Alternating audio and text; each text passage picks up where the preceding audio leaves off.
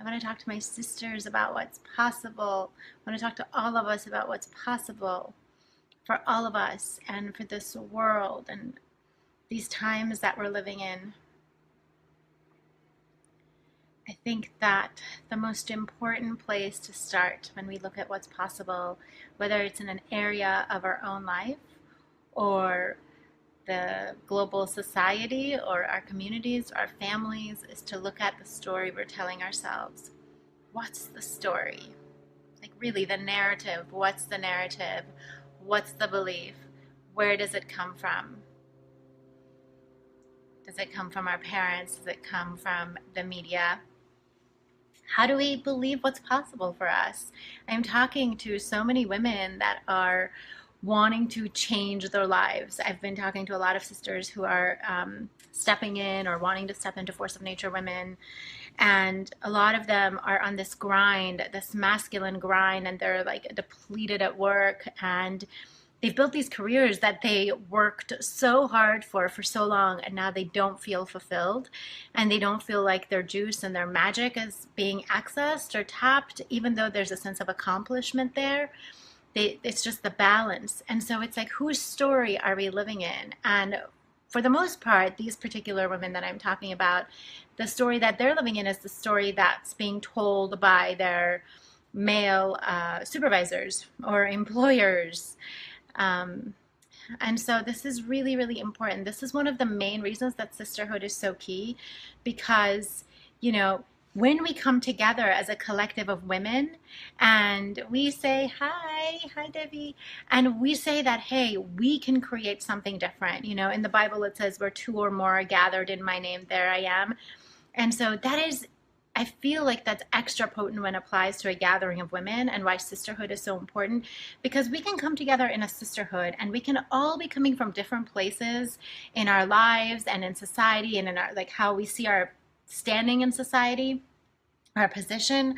And when we come into a circle with women, everything falls away and there's way more that we have in common that we don't.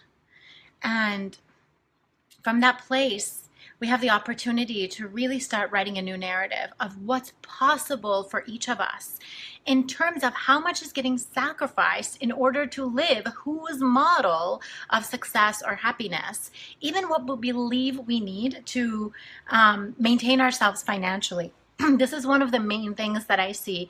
It's just like the block is, it's not even a block. It's like the narrative is so lodged in that there has to be so much work to keep getting under it back to the wisdom of woman that is separate from the story that she is living in, that's been given to her, like been spoon fed to us now for centuries.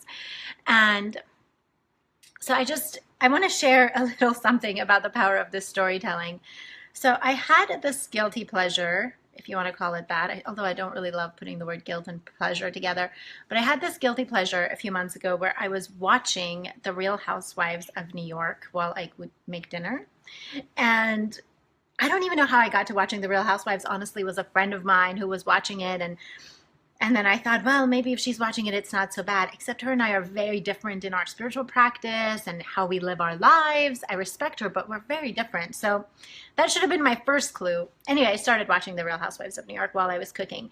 And all of a sudden, my body started to have this reaction because I'm watching these women at dinner explain to a new person at their dinner table how their group is. And basically this woman says, you have to understand our friends. Our friends aren't happy for you when something good happens to you. And she was sort of excusing the cattiness that happens on the show and giving it a name. But in that moment, I had this visceral reaction in my body that was saying, as I continue to hold for the sisterhood, as I continue to know the truth, I can't watch this. What is this narrative that I am paying attention to? And so these narratives are coming at us from every direction. And so I see this with a mother who tells me she can't invest in herself, even though she knows Force of Nature Woman would rock her world. But I see that, like, her kid is from morning to night being going to classes and being driven here and there, but there's nothing left for the mother. She can't take it to herself. And that's the narrative of the sacrificial feminine.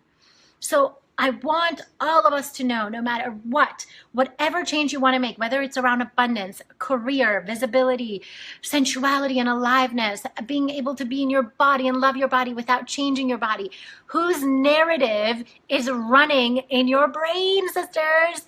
Because we have to change our personal narrative so that we can change this world that is needing us. This world is needing you and me to take full ownership of our power to live the story that we know to be the truth. You have to be willing to put your buck, meaning your not just your money, but your time and your energy on the thing that you say you 100% believe in. Because if you don't do that, then it's just all a fantasy. Without the action, it's a fantasy. I don't care what you tell me you know about the nature of abundance if you're not willing to risk, if you're not willing to put yourself on the line and then see what the universe will continue to provide. I don't care what you want to tell me you know about surrender if you're not willing to let go until everything is perfect. And I'll out myself here. I have really, I have been a perfectionist all of my life. And for years, it took me so long to really put myself out in a big way because of how worried I was of how I would be perceived, how my imperfections would be perceived. Another place where the story we're telling ourselves, the work that I do now, I've been doing for so long, but literally only to women who would synchronistically find me. I never really put it out there. And the reason for that is because the story I was telling myself is that if I were fully public with who I am, my true power, and my story of how I came to earn the wisdom that I have and how I became the embodiment of what I teach, that it would crush my father and it would destroy my relationship with him. Because I couldn't tell him that I'd spend so many years in the exploration of power around sexuality and my years as a pole dancer. I felt that if I told my Persian father that, it would crush him, it would crush our relationship. That narrative kept me from stepping out with my gifts and allowing myself to serve people in a bigger way. And you know what the truth is? When I told my dad, it was a 10-minute conversation. 10 minutes. He kind of just asked a question to clarify, and then he said, okay, I trust who you've become now, so okay. And so I really can't stress this enough about the stories that we tell ourselves.